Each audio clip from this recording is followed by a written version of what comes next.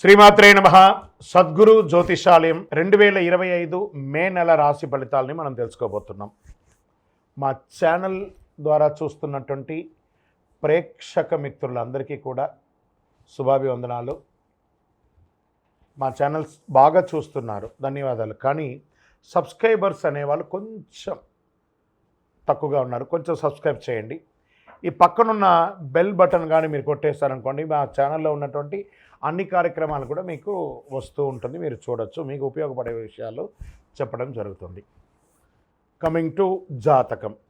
జాతకం అనేది పడుతున్న వర్షానికి ఒక గొడుగే కానీ జాతకం జీవితం కాదు.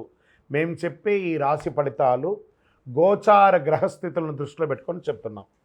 ఇది మీ యొక్క వ్యక్తిగత జీవితానికి ఒక 30% నుంచి 40% మాత్రమే వర్తిస్తుంది. మీరు పుట్టినప్పుడు ఉన్నటువంటి ఆ లగ్నము, ఆ నక్షత్రము, ఆ పాదాన్ని బట్టి మీ యొక్క సంపూర్ణ జాతకం అనేది తెలియబడుతుంది.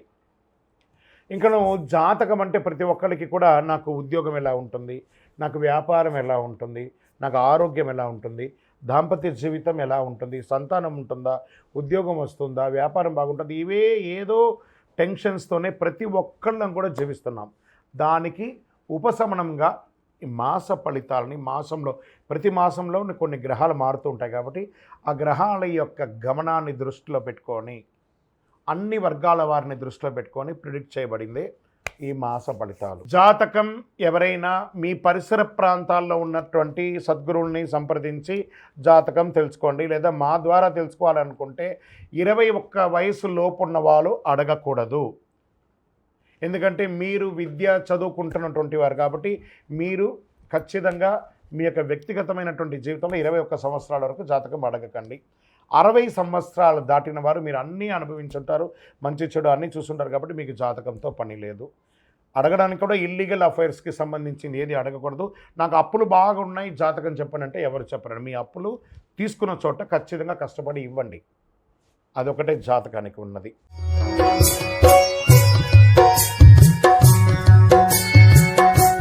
జ్యోతిషాస్త్రరీత్యా ద్వాదశ రాశుల్లో 2వ రాశి అయినటువంటి వృషభ రాశి మిత్రులారా, మీరు కృతికా నక్షత్రం 2, 3, 4 పాదములు, రోహిణీ నక్షత్రం 1, 2, 3, 4 పాదములు, మృగశిరా నక్షత్రం 1, 2 పాదాలకు జన్మించిన మీరు వృషభ రాశి వారిగా పరిగణించబడుతున్నారు.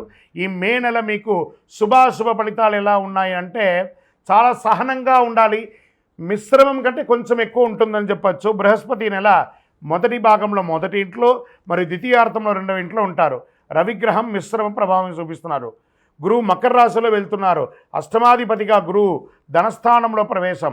మే 6 నుండి లాభంలో ఉన్న బుధుడు వ్యయంలోకి మారుతున్నారు. రాహుకేతువులు మిశ్రమంగా ఉన్నారు.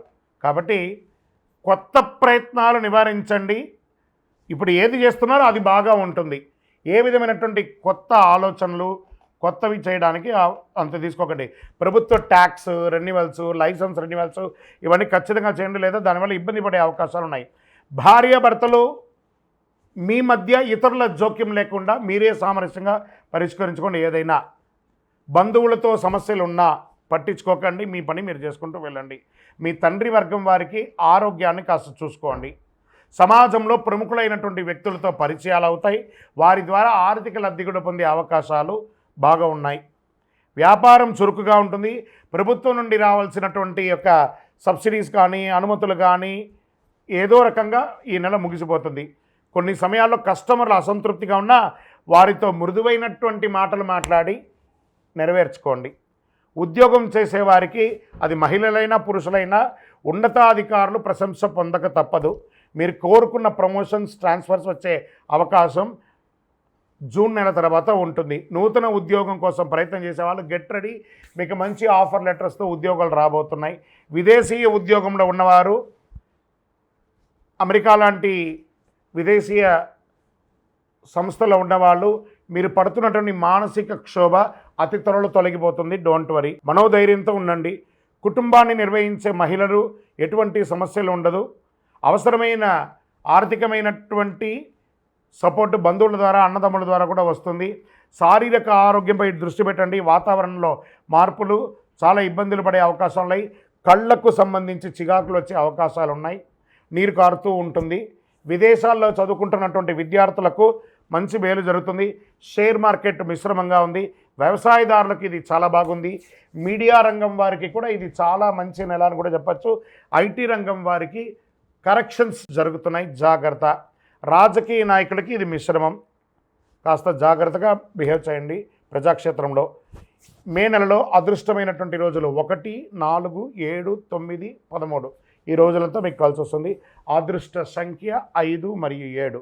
చంద్రాష్టమం మే నెలలో 15/5/2025 2:07 మధ్యాహ్నం నుండి 18/5/2025 12:04 వరకు ఉదయం వరకు ఉంటుంది.